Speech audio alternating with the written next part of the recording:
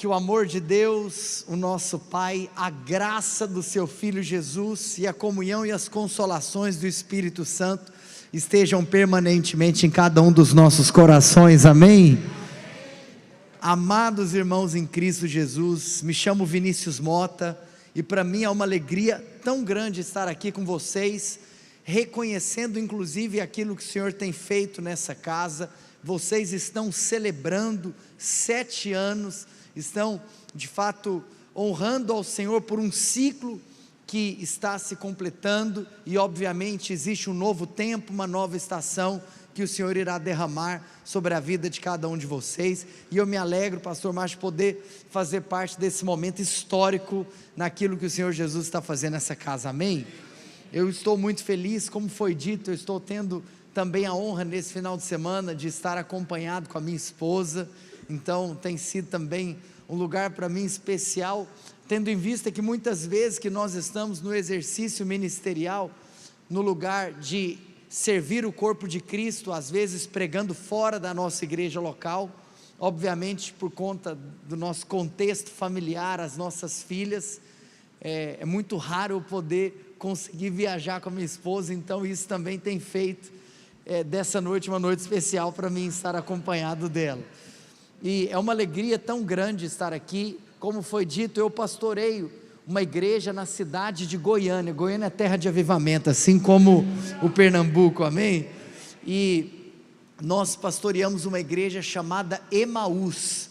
Eu estava conversando com o querido irmão que nos trouxe do lugar onde nós estávamos, que nós, e assim como também compartilhei isso com o pastor de vocês, nós acreditamos que lá é um lugar onde nós partimos o pão, os nossos olhos são abertos e o nosso coração queima, amém? Mas hoje, inclusive antes de aterrissar aqui na mensagem, eu senti de Deus, já que vocês estão fazendo aniversário, tem que ter presente, sim ou não? Não é verdade? Se tem aniversário, tem que ter presente. Eu queria presenteá-los com algo que o Senhor me deu, então aquilo que nós temos para servir, amém? No final do ano agora, eu escrevi um pequeno livro digital, um e-book, que o Senhor me levou a escrever, intitulado O que começa no milagre, precisa terminar no relacionamento, com uma proposta de nós lermos algo que nos remete a um contexto de avançarmos em uma jornada de intimidade com Deus. Muitas vezes nós nos achegamos até Deus por meio de algo que Ele fez até nós, que Ele fez na nossa vida, que Ele fez para nós. Então é comum o nosso relacionamento com Deus começar em um lugar de nós desfrutarmos de algo que Ele nos fez, amém? De um milagre. Mas o que começa no milagre precisa terminar no relacionamento, porque o desejo de Deus é que tenhamos um relacionamento íntimo com Ele. Só para facilitar, então eu queria deixar esse livro digital disponível gratuitamente para aquelas pessoas que quiserem. Tem como colocar um QR Code depois? No final nós vamos projetar aqui um QR Code, porque só para facilitar eu coloquei esse link, o link para você ter acesso ao livro, caso você tenha interesse, lá na bio do meu Instagram, do meu perfil no Instagram, e aí o QR Code leva até o Instagram, e se você quiser, é só clicar no link da bio que você pode baixar gratuitamente esse livro, amém? Tá bom? Apenas porque não tem como se aparecer numa festa de aniversário não levar presente, não é verdade? Então, eu agradeço o convite, o privilégio de estar aqui, e eu gostaria de convidá-los a que todos nós abríssemos as nossas Bíblias no Evangelho do nosso Senhor Jesus, segundo escreveu Marcos, ou seja, o segundo livro do Novo Testamento, livro de Marcos, capítulo 4, versículo de número 35, Marcos 4, 35,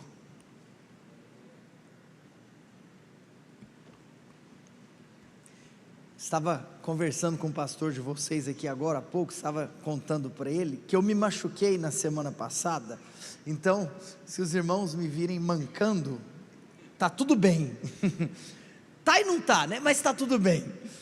Domingo passado a unção na igreja estava tão grande que eu comecei a pular, só que o problema é que eu tenho um ligamento rompido no joelho, e eu acho que eu dei um pulo talvez maior do que eu poderia, então por conta disso meu joelho não está legal, e é por isso que eu estou com uma pequena dificuldade. Mas é o seguinte, se você for embora recebendo de Deus, pensando, rapaz, esse pastor que manca, ele é cheio do Espírito, está valendo. Então nós estamos aqui para entregar a palavra de Deus, amém? Você pode abrir então Marcos 4:35, quantos abriram? Diga amém. Antes da leitura, vamos ter uma palavra de oração, amém? Feche seus olhos, abaixe a sua cabeça, vamos pedir para que o Senhor nos abençoe com luz, com graça, com revelação. Papai de amor, nessa hora nós te agradecemos, porque podemos ouvir a tua santa palavra que nos direciona, e nós oramos, ó Pai, pedimos por revelação, que o Senhor possa de fato vir sobre nós, nos instruindo, nos edificando, por intermédio da tua maravilhosa palavra. Nós oramos por um ambiente onde o teu Espírito possa fluir, oramos para que cada um dos nossos corações seja verdadeiramente um terreno fértil, para receber cada uma das sementes que serão liberadas, em nome de Jesus. A igreja diz, amém. Glória a Deus, amados irmãos. Sabe que algo também que me alegra em estar aqui, porque eu amo o corpo de Cristo, eu amo a pluralidade do corpo de Cristo, eu amo estar com irmãos, que não necessariamente são irmãos de sangue, mas nós poderíamos falar que somos irmãos de sangue também, irmãos do sangue de Jesus, glória a Deus. E dentro desse contexto, inclusive era algo que eu estava conversando com o irmão que me trouxe, é que nós sempre podemos celebrar aquilo que nos une, por mais que diferentes denominações, obviamente têm diferentes interpretações sobre contextos secundários, se tem algo que eu amo fazer quando eu vou ministrar em uma igreja, que não é particularmente a minha igreja local, é pregar sobre Jesus, porque quando nós pregamos sobre Jesus, todos nós estamos no mesmo lugar. Você pode dizer glória a Deus por isso? E é óbvio então que eu poderia abrir em qualquer lugar das Escrituras, porque toda a palavra de Deus aponta para Cristo. Eu costumo dizer que além do fato de que, obviamente nós sabemos que a palavra de Deus, ela é dividida em 2 testamentos, é a divisão testamentária, o Antigo e o Novo, além do fato da palavra de Deus ser dividida em 66 porções, porque são 66 livros que foram inspirados por Deus e escritos para nossa instrução e que formam o cânon sagrado, nós também poderíamos afirmar que a Bíblia também pode ser dividida em 5 partes, e eu as chamaria de, em primeiro lugar, preparação, em segundo lugar, manifestação, em terceiro lugar, propagação, em quarto lugar, explanação, e em quinto lugar, consumação. Eu explico, toda a palavra de Deus aponta para Cristo, todo o Antigo Testamento é uma preparação para a vinda do Messias, os 4 livros, os evangelhos, são a manifestação do Cristo aqui na terra, o livro de Atos é a propagação do evangelho de Jesus, as epístolas são aquilo que para nós, genuinamente é uma explanação da doutrina de Cristo, e o livro de Apocalipse é a consumação de tudo aquilo que acontecerá, amém? Então aperte os cintos, porque nós vamos decolar na revelação da palavra de Deus. E aqui nós temos um texto um tanto quanto conhecido, a respeito de um milagre que aconteceu, de uma demonstração do poder de Jesus. Quantos aqui amam o poder de Jesus? Então aqui está escrito, vamos viajar juntos nesse texto, e eu costumo brincar, até porque é uma verdade, né? Não deixa de ser verdade, que o momento mais importante da palavra é quando nós lemos o texto. Sabe por quê? Porque quando nós estamos lendo a Bíblia, o próprio Deus está falando. Então vamos ouvir aquilo que Deus está nos dizendo. Marcos capítulo 4, verso 35, a palavra do Senhor diz: naquele dia, sendo já tarde, disse-lhes Jesus: passemos para outra margem. Verso 36, e eles, despedindo a multidão, o levaram assim como estava no barco, e outros barcos o seguiam. Ora, levantou-se grande temporal de vento, e as ondas se arremessavam contra o barco, de modo que o mesmo já estava a encher-se de água, e Jesus estava na polpa, dormindo sobre o travesseiro. Eles o despertaram e lhe disseram: Mestre, não te importa que pereçamos? E ele, despertando, repreendeu o vento e disse ao mar: acalma-te e emudece. O vento se aquietou e fez-se grande bonança. Então ele lhes disse: por que sois assim tímidos? Como é que não tendes fé? E eles, possuídos de grande temor, diziam uns aos outros: quem é este que até o vento e o mar lhe obedecem? Talvez você pode me perguntar: pastor, o que te leva a trazer um texto como esse, uma comemoração de aniversário? E eu até te peço para você esperar o encerramento dessa mensagem, porque eu não quero trazer aqui um tom negativo, pelo contrário, hoje é dia de festa.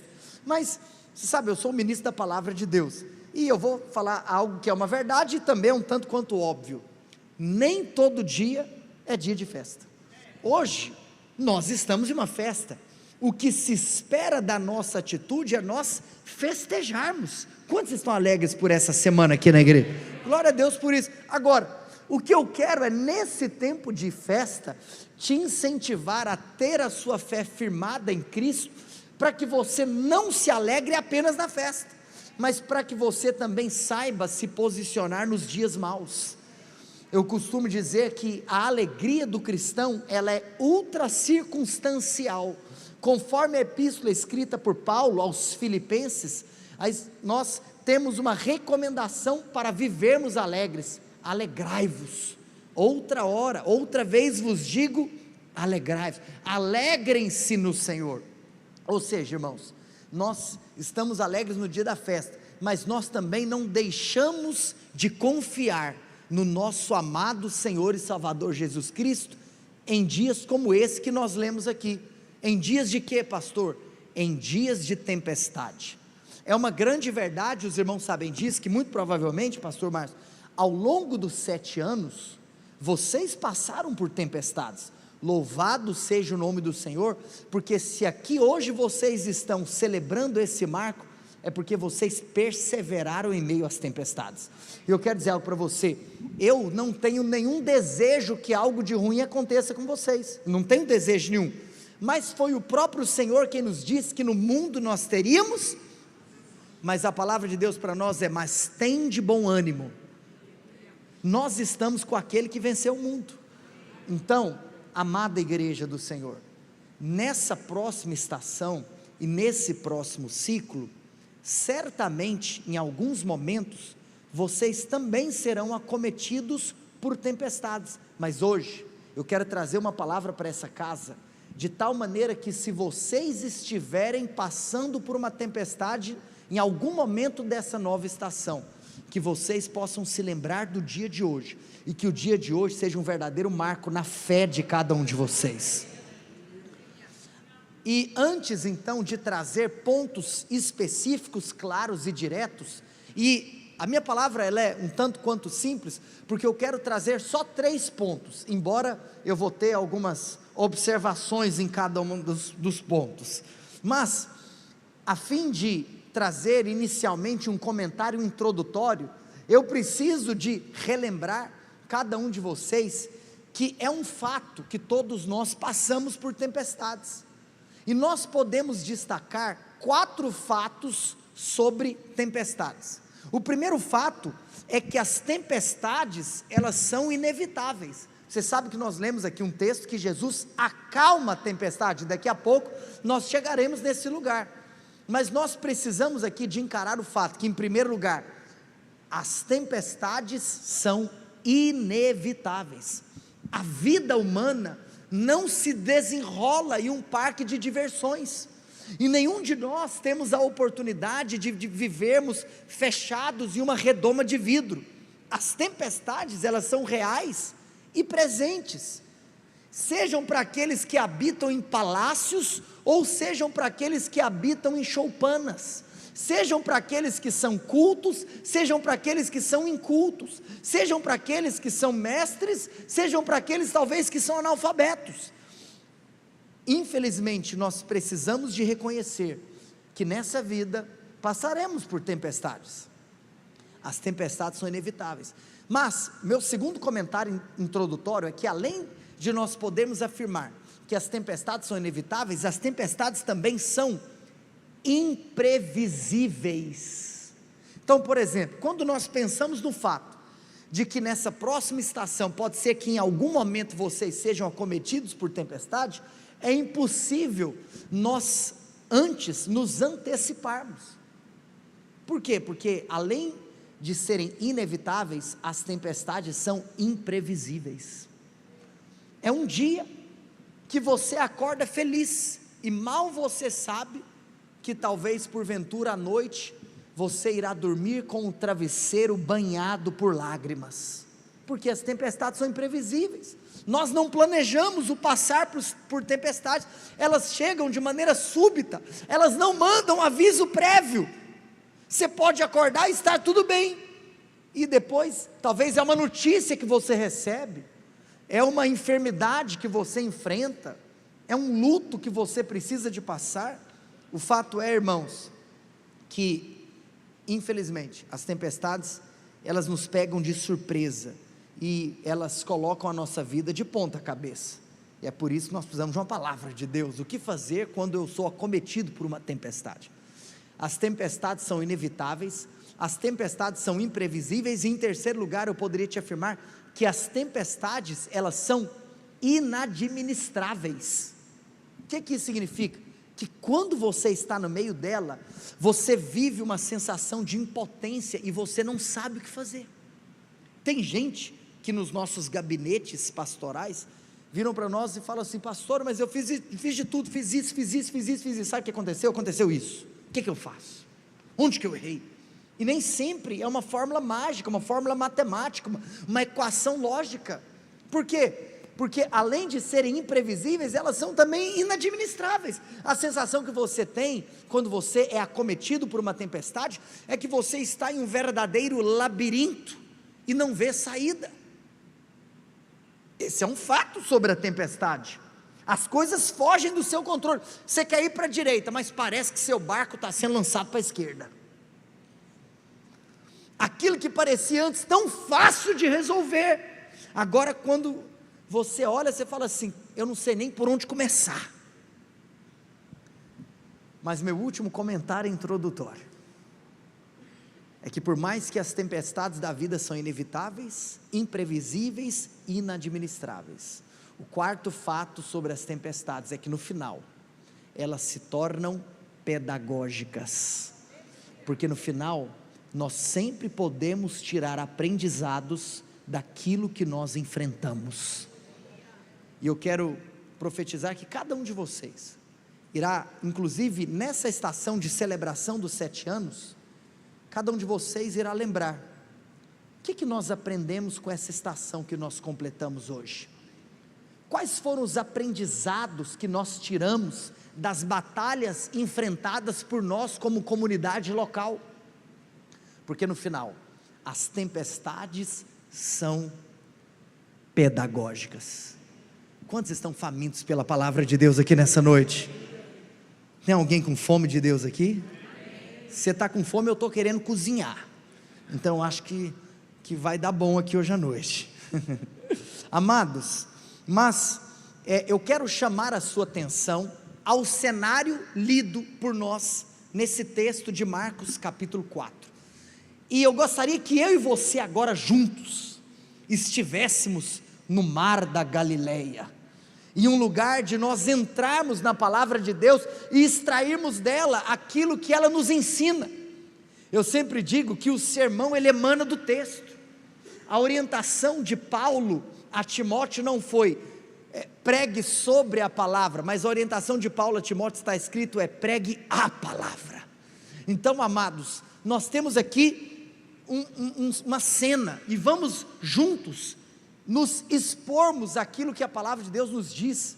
Nós estamos no Mar da Galileia, o Mar da Galileia, que inclusive é conhecido também como Lago de Genezaré, que inclusive ele possui 21 quilômetros de comprimento por 14 quilômetros de largura, inclusive ele está localizado a 200 metros abaixo do nível do mar Mediterrâneo.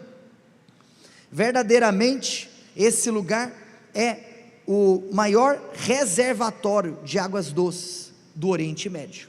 Esse é o Mar da Galileia, e foi nesse lugar então que os discípulos viveram uma experiência inesquecível.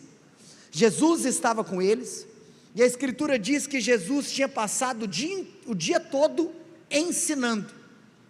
Posso abrir um parênteses aqui? Rapaz, ensinar às vezes nos faz ficar cansado. Por que Jesus dormiu? Porque ele tinha passado o dia inteiro pregando, o dia inteiro ensinando. No final do dia, Jesus estava cansado.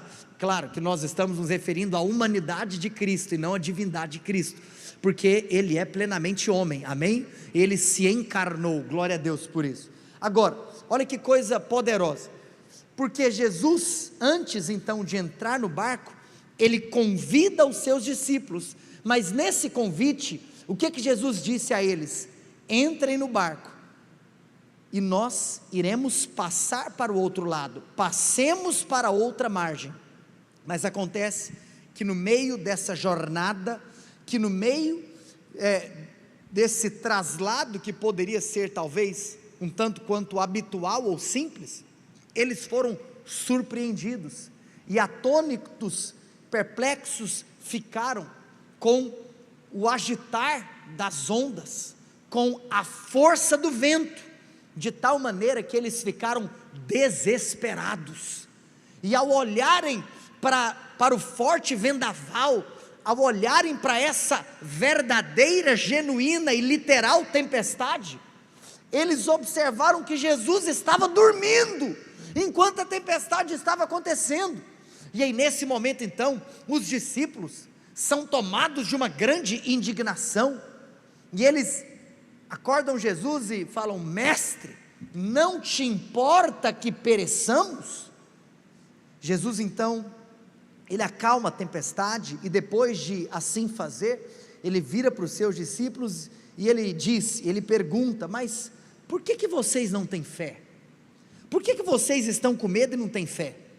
E depois, ao olharem para toda essa circunstância, para todo esse cenário, os discípulos então, eles fazem uma pergunta entre si, entre eles: quem é este, que até o vento e o mar lhe obedecem? E hoje, nessa noite, eu quero propor aqui, nós interpretarmos esse texto na seguinte perspectiva.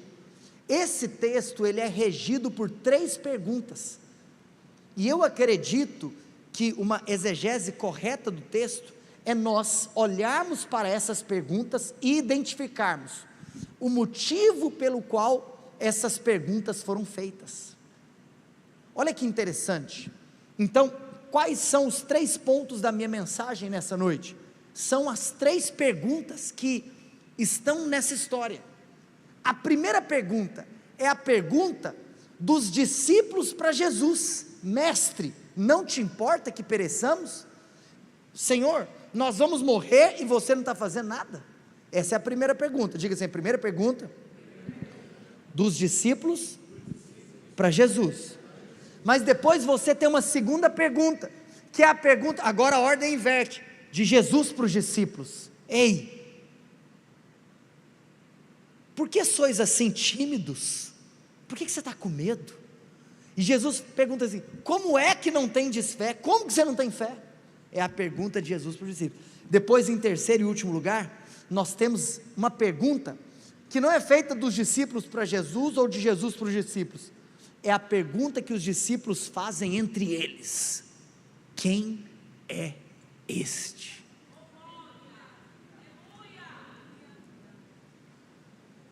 Quem quer aprofundar mais na palavra? Ao olharmos então para a primeira pergunta, eu quero chamar a sua atenção de que, naturalmente falando, essa pergunta poderia ser tida como uma pergunta lógica, até porque se você olha para alguém, e esse alguém está dormindo, aparentemente você pode pensar que ele está passivo ao que está acontecendo, sim ou não? Você está dormindo, rapaz, o mundo está acabando, você está dormindo, acorda. A igreja está fazendo 7 anos, acorda. Mas olha só, quais foram os motivos pelos quais os discípulos fizeram essa pergunta?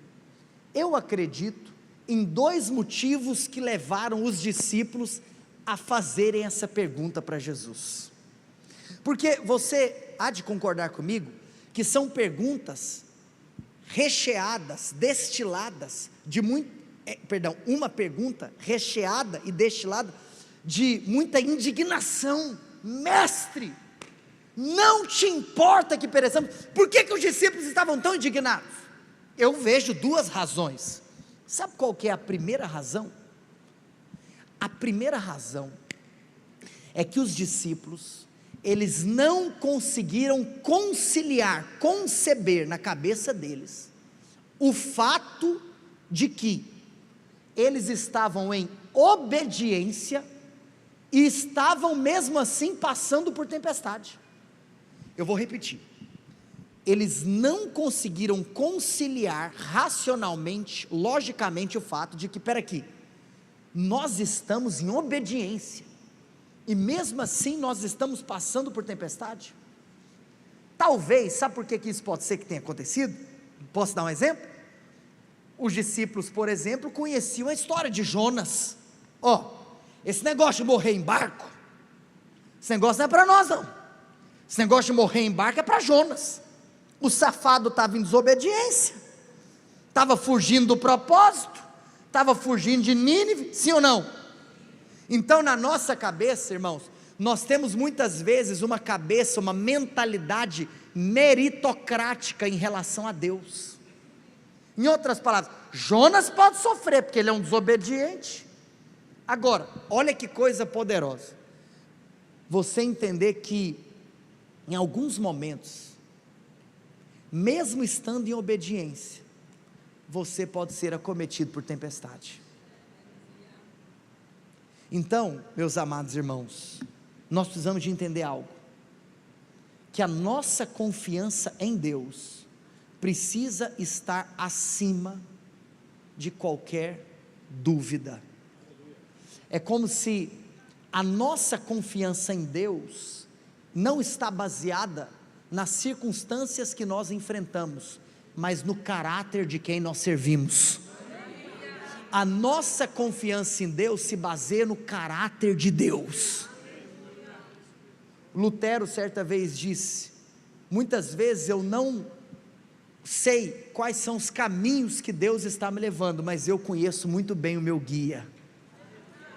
O apóstolo Paulo disse: eu sei em quem tenho crido. Irmãos, nós precisamos de confiar em Deus, porque é isso. Tem muita gente que não aceita, tem muita gente que no meio da tempestade se rebela contra Deus, como se Deus fosse mau. É um absurdo. Estou aqui obedecendo, estou aqui fazendo, estou aqui perseverando, e olha o que acontece comigo. Ei, você está no mundo caído.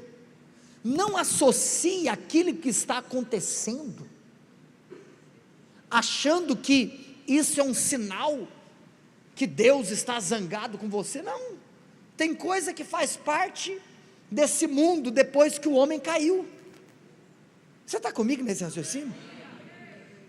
Mas, por que eu estou trazendo isso, irmãos? Porque nós precisamos vigiar o nosso coração.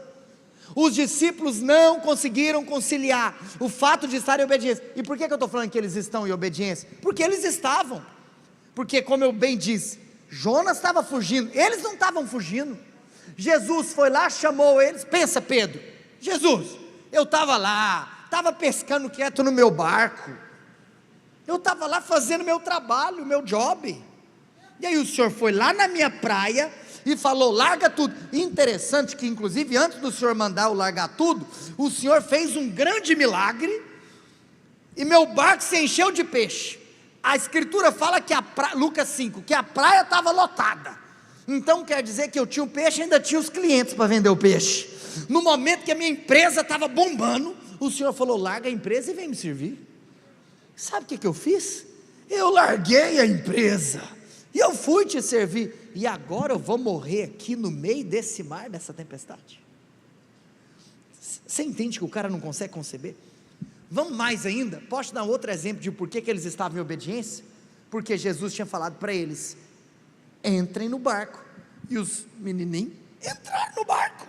Jesus, espera aqui, ué, eu estou morrendo no centro da vontade de Deus. Nossa, esquisito isso, né? Eu estou no centro da vontade de Deus, e eu vou morrer? Eu te pergunto, eles morreram no final? Então fica calmo, que se você está no centro da vontade de Deus, as circunstâncias não definem o seu futuro.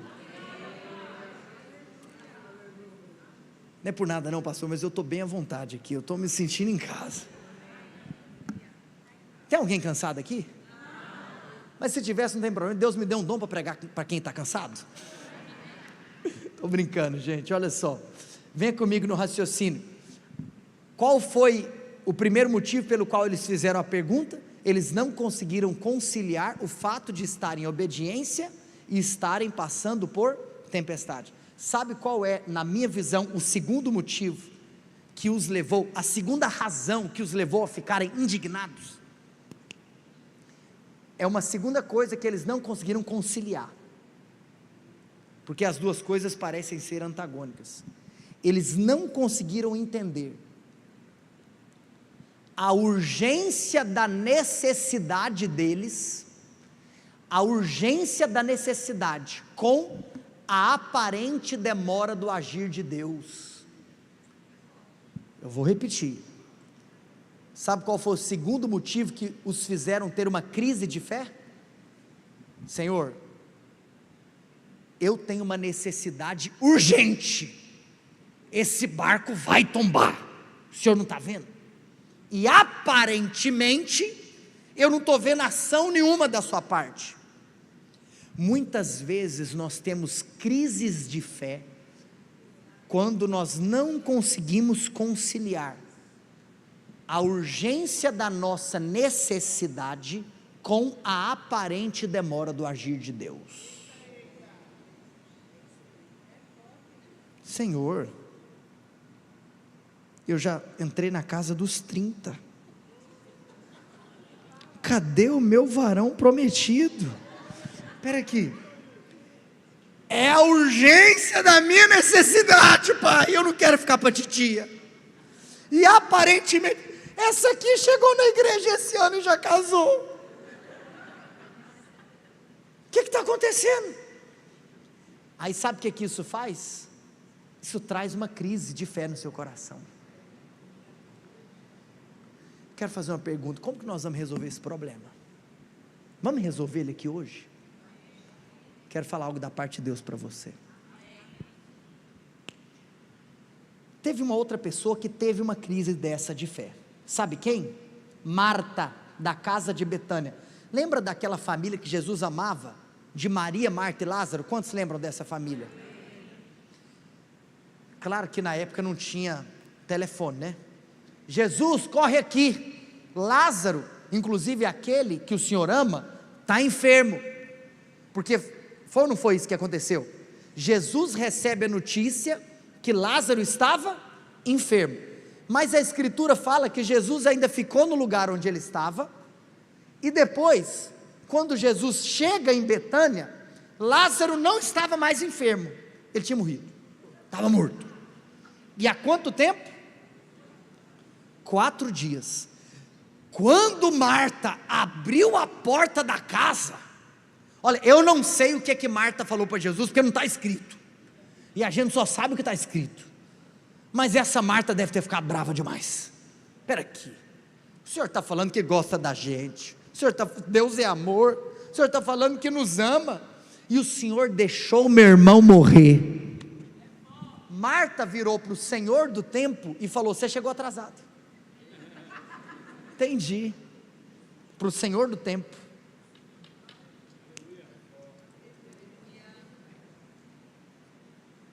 Amados irmãos em Cristo Jesus,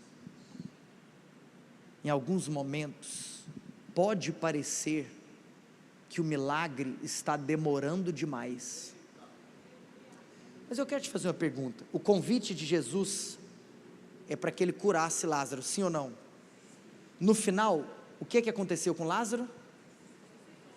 Eu tenho uma pergunta para te fazer: o que é mais forte e mais poderoso, a cura ou a ressurreição? Porque se parece que está demorando, é porque no final o milagre vai ser muito maior.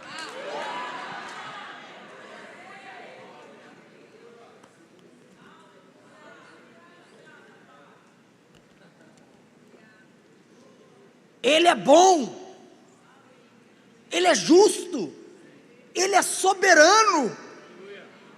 Meu Deus! Oh, irmãos, amemos o caráter de Deus acima das circunstâncias. Esses foram os dois motivos que fizeram com que os discípulos virassem para Jesus e dissessem: mestre, não te importa que pereçamos? Eles não conseguiram conciliar o fato de estar em obediência com o fato de passarem por tempestade, e não conseguiram conciliar a urgência da sua necessidade com a aparente demora do agir de Deus. Podemos avançar? Irmãos, é interessante que, e aqui eu sinto da parte de Deus falar algo, e eu acredito que talvez isso aqui é para alguém aqui, ou para alguns, porque agora eu vou entrar na segunda pergunta, que é a pergunta que Jesus faz para os discípulos, sim ou não? Primeira pergunta, check. Vamos para a segunda? Sabe o que acontece entre uma pergunta e outra? Entre a primeira pergunta e a segunda pergunta, o milagre acontece. Jesus acalma a tempestade. E eu escrevi algo aqui que eu quero compartilhar com você, que eu não sei se você se lembra, que existiu uma outra ocasião que Jesus também acalma uma tempestade. Você lembra disso? Nós estamos aqui, por exemplo, no Evangelho de Marcos, no capítulo 4, mas você sabe que em Mateus 14, Jesus também acalma uma tempestade, inclusive é naquela ocasião, não sei se você lembra, que Pedro começa a andar sobre as águas. Lembra disso?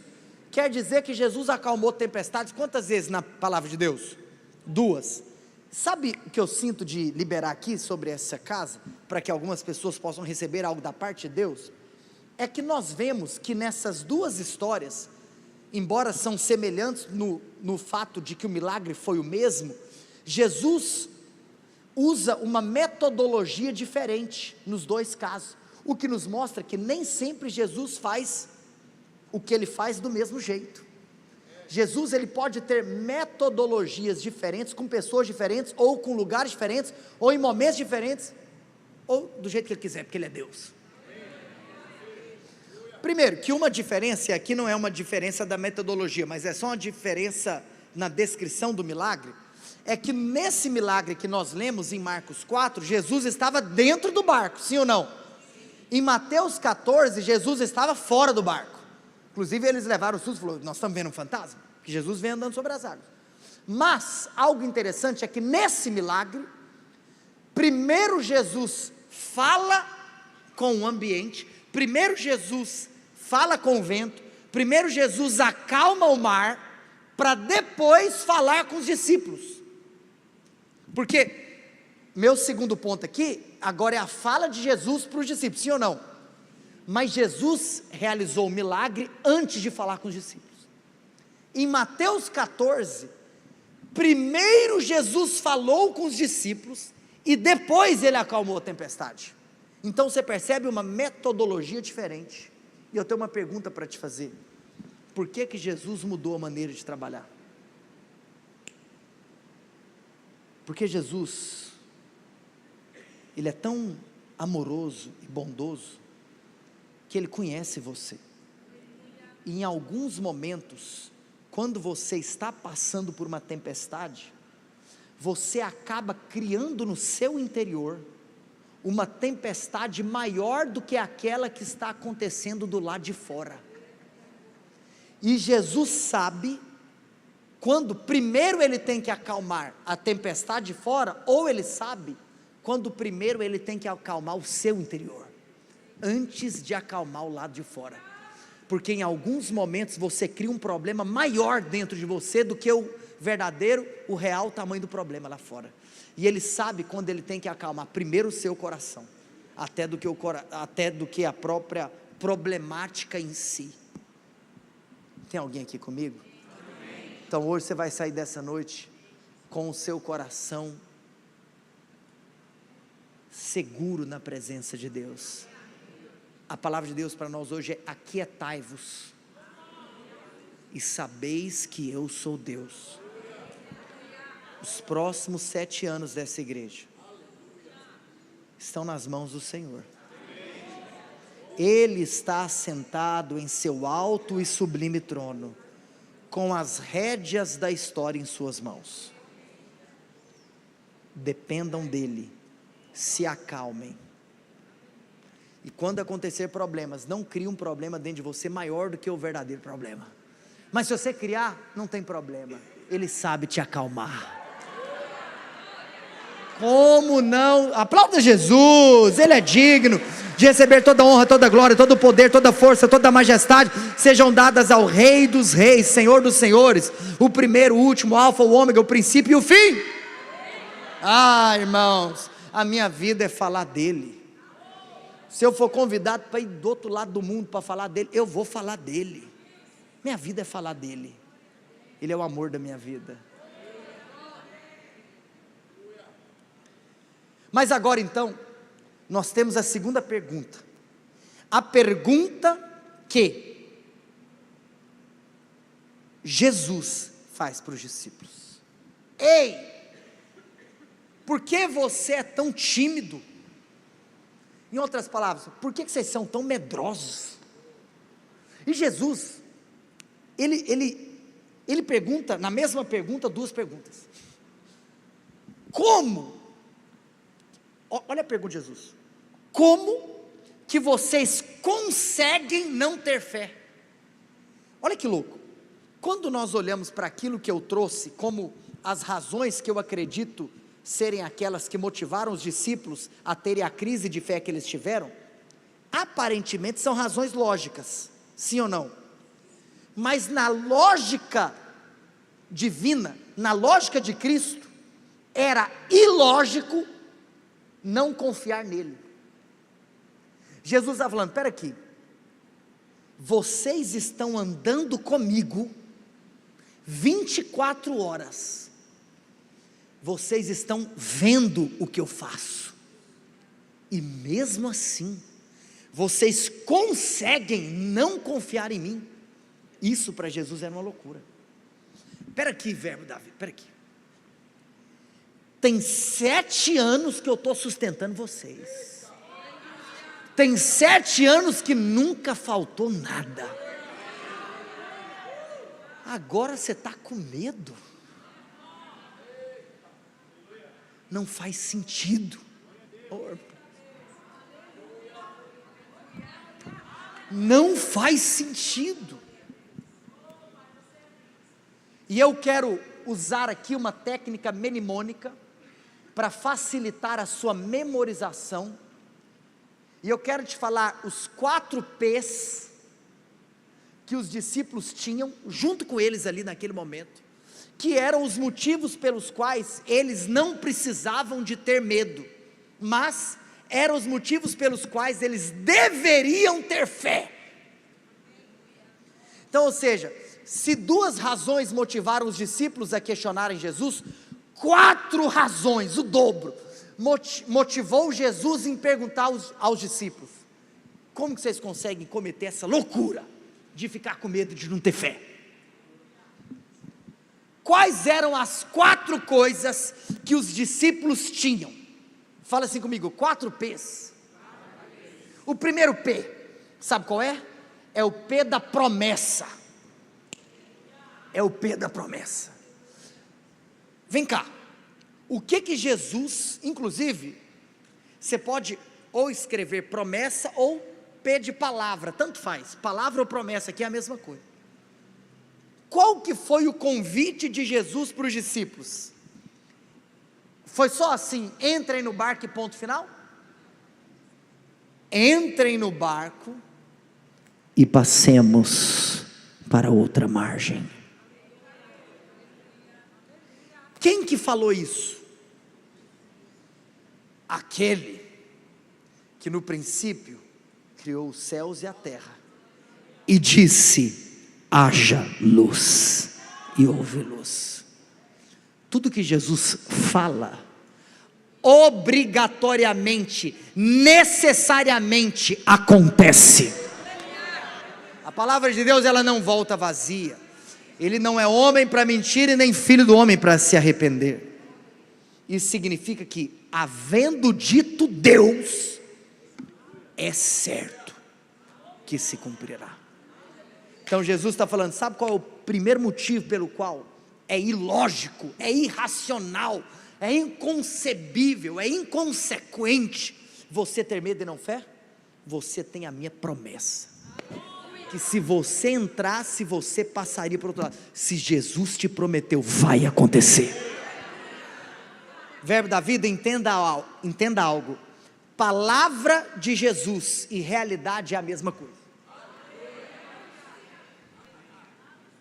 Mas em segundo lugar, qual é o segundo P que eles tinham, que poderia assegurá-los em confiança? É o P da presença. Eles tinham a presença de Jesus com eles. Vem cá. Inclusive, nós estamos no exercício ministerial, somos colegas de ministério. Nós temos uma promessa. Vocês têm uma promessa. Se nós estamos edificando igreja, nós estamos cumprindo o ide. Ide, portanto, grande comissão, Mateus capítulo 28.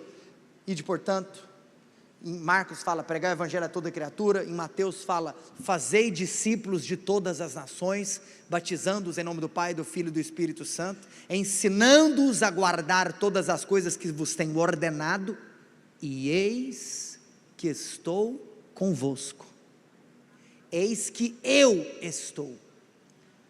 No exercício do cumprimento da grande comissão, Jesus não te promete a companhia de anjos, Jesus não te promete apenas a companhia de amigos ministeriais, por mais que você possa tê-los, assim como também possa ter uma visita de anjo. Jesus prometeu a sua própria presença, para quem cumpre a grande comissão. Aqui nesse caso, quem estava lá dentro do barco, gente? Quem estava dentro do barco? Mas eu tenho uma pergunta para te fazer, quem é Jesus?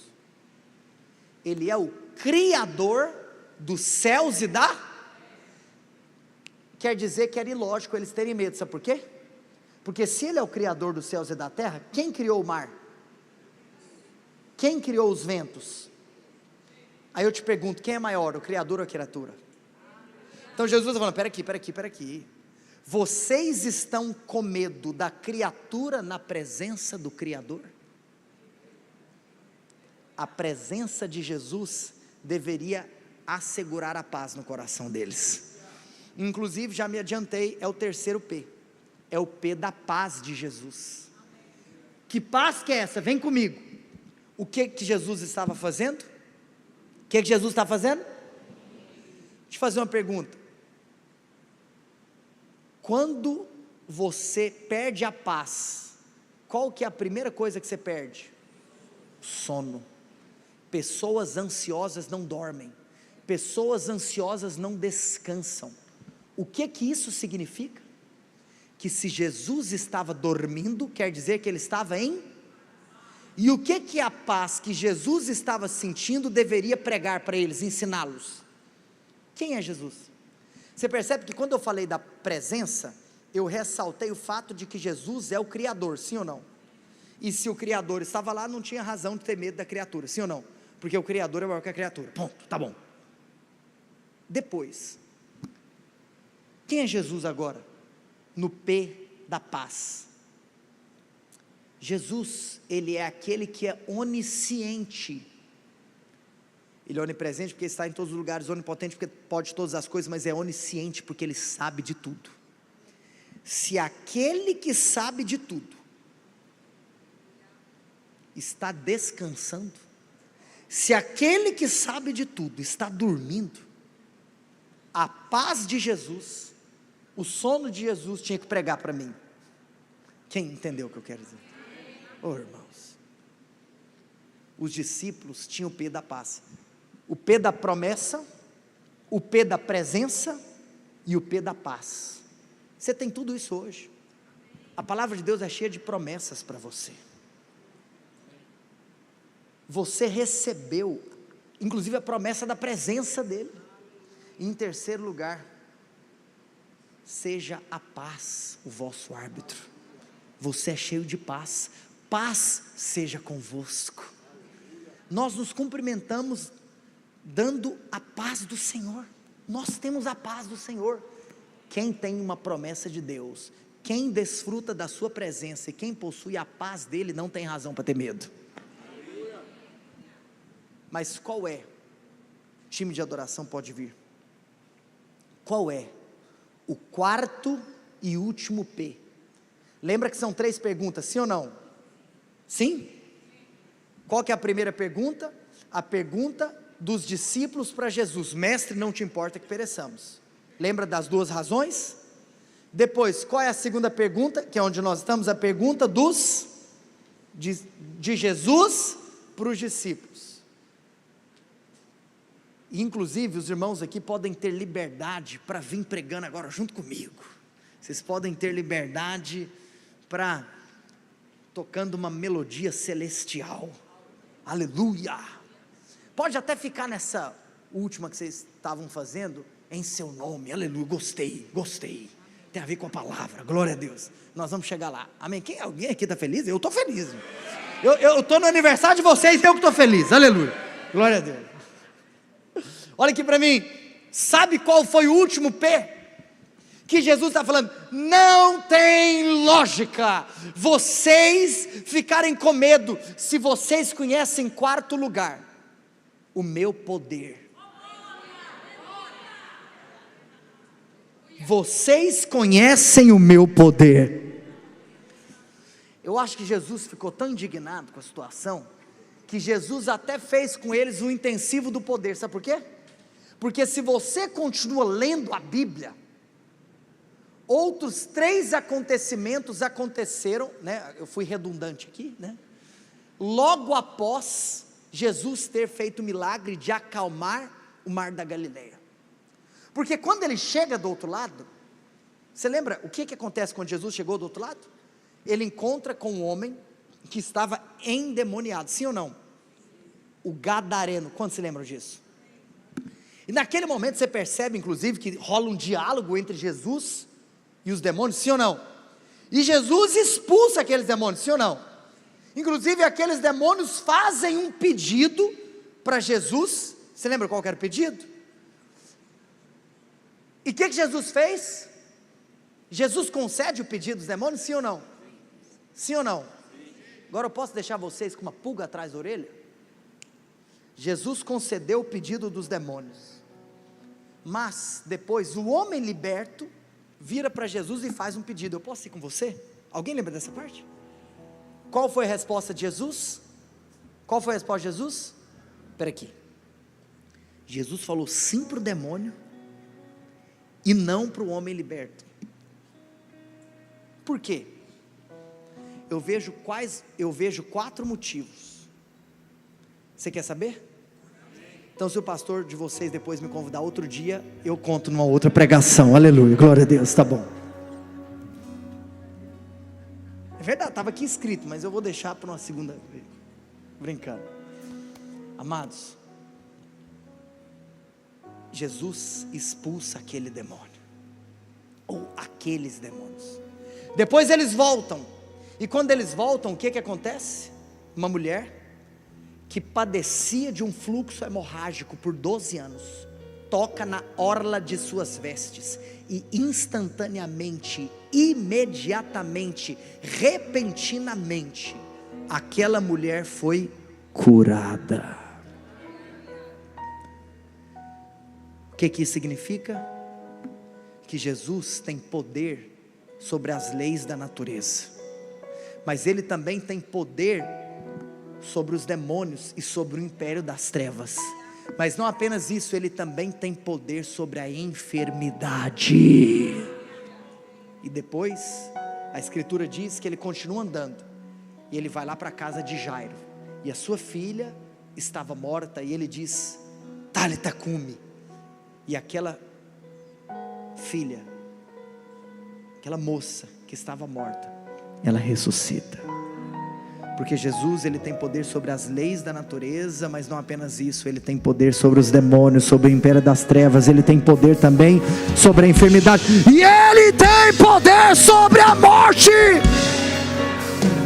Hoje nós podemos concordar com o apóstolo Paulo em sua epístola aos Coríntios e perguntar: ó morte, onde está a tua vitória? Ó morte, onde está o teu aguilhão? E para nós encerrarmos essa noite de festa, essa noite de alegria, eu tenho algo poderoso para te falar, para te relembrar, para te mostrar. É que depois disso então, amados, e aqui eu finalizo o raciocínio da segunda pergunta, aonde então Jesus ficou indignado com a falta de fé deles, porque falou: cara, vocês conhecem quem eu sou, vocês têm a minha promessa, desfrutaram da minha paz, ou da minha presença, perceberam a minha paz e conhecem o meu poder. Aí nós vamos para a terceira e última pergunta. Agora, os discípulos não mais perguntaram ao mestre, os discípulos perguntaram entre eles: quem é este? Quem é este? Quem é este? Quem é este? Quem é este?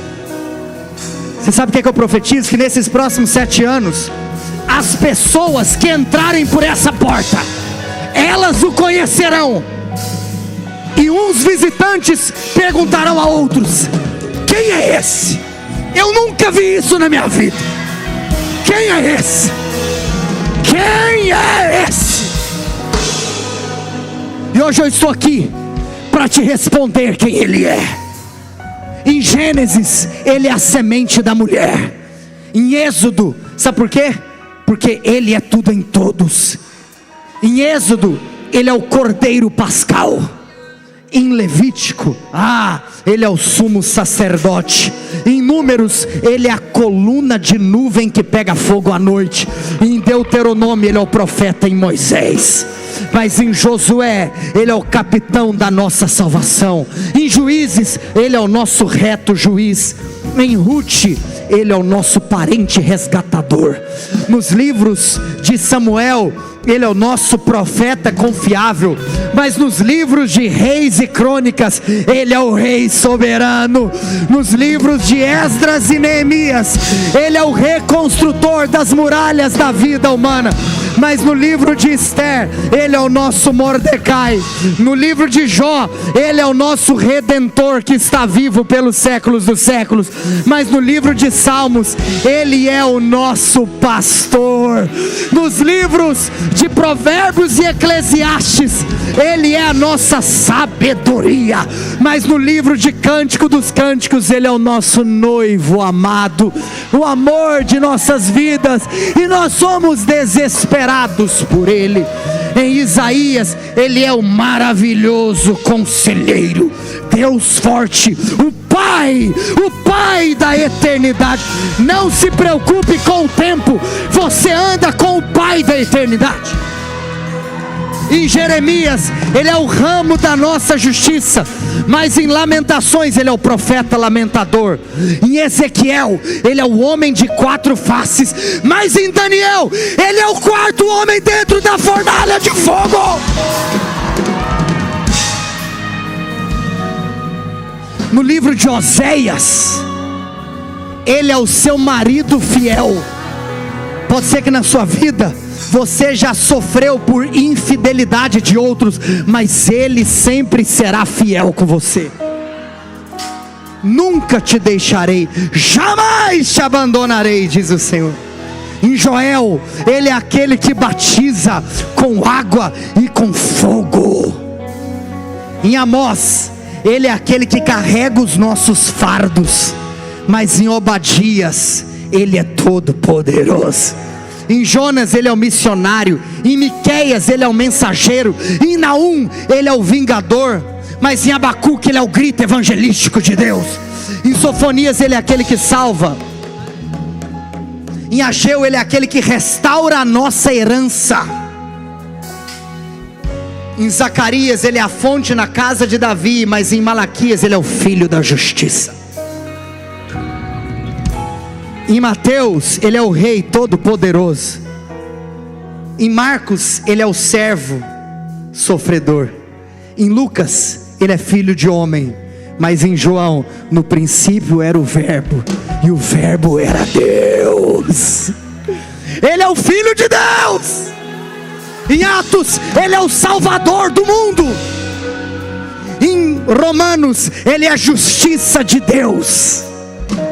Em 1 Coríntios, Ele é a nossa rocha firme e inabalável. Mas em 2 Coríntios, Ele é aquele que triunfou sobre nós. Nós somos seus escravos e Ele nos dá a vitória. Em Gálatas, Ele é aquele que nos liberta da lei. Mas em Efésios, Ele é o cabeça da igreja.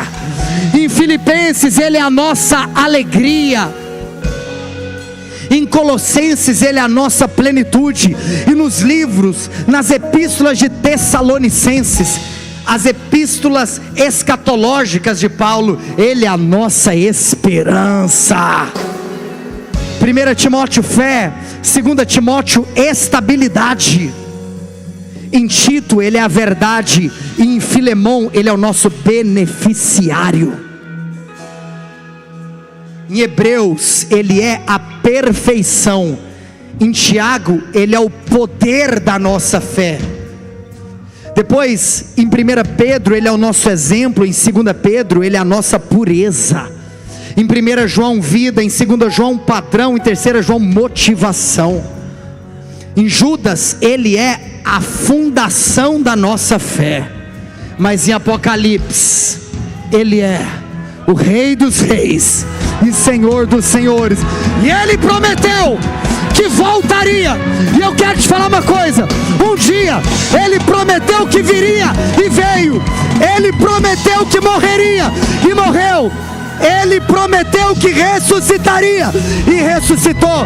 Ele prometeu que voltaria e Ele irá voltar.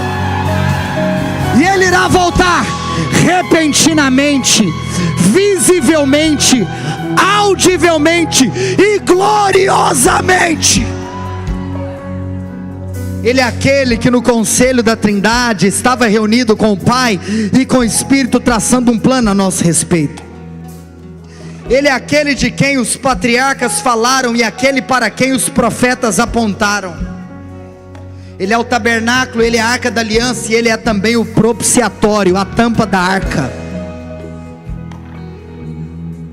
Ele é o sol da justiça, a brilhante estrela da manhã. Ele é o bom pastor, Ele é o pão vivo que desceu do céu. Ele é a porta das ovelhas, Ele é a videira verdadeira. Ele é aquele que desceu da sua glória e entrou na nossa história, pisou o nosso chão, bebeu a nossa água, sentiu e suportou a nossa dor e carregou o meu, o seu, os nossos pecados. Ele suou sangue no Getsemane. Ele bebeu o cálice amargo da ira de Deus. Ele foi cuspido no sinédrio. Ele foi espancado e açoitado no pretório romano. Mas eu quero te falar uma coisa: o mundo não pode entendê-lo, os filósofos não podem explicá-lo, os fariseus não puderam confundi-lo, os líderes não podem ignorá-lo, os exércitos não podem vencê-lo, e o inferno não pode detê-lo. Meus irmãos, Ele é imutável, Ele é invencível, Ele é invisível, mas real. A Ele ministramos o louvor em seu nome.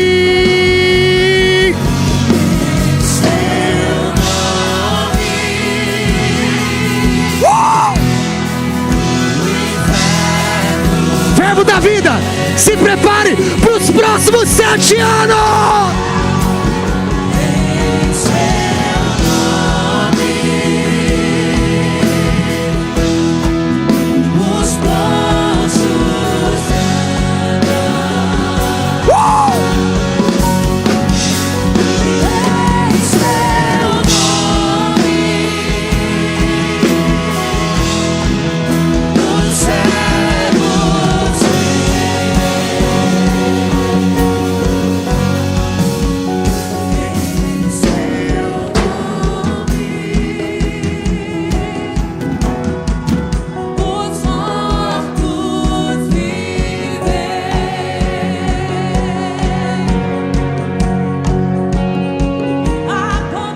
Pega as suas mãos.